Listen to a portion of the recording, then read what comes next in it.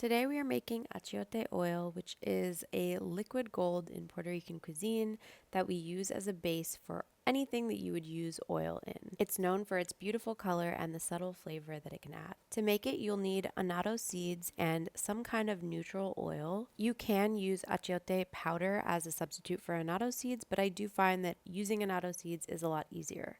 They just make it easier to control how quickly your oil is infused. So we'll start in a saucepan over medium-low heat and combine our annatto seeds and our oil. I like to use a neutral cooking oil like canola or vegetable oil, but you could also use olive oil. I just find using a neutral oil makes this easier to use in all sorts of different recipes. So you'll notice that the annatto seeds quickly begin to infuse into this oil, so it's really important to watch closely as this happens very quickly. It'll happen even quicker if you're using achiote powder, so just stay close and keep a close eye. In a matter of minutes, you'll watch the oil turn from this translucent color to a yellowish color and then finally to this deep reddish orange color. It's okay for it to simmer lightly, but you definitely don't want the heat high enough where the oil is boiling. And once you've reached that rich reddish orange color, you can kill the heat and remove the oil. I like to let it cool in the pan for a few minutes.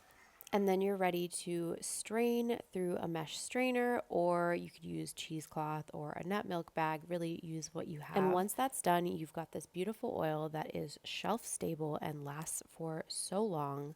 I use this in my rice dishes, in my beans, in all kinds of traditional Puerto Rican recipes.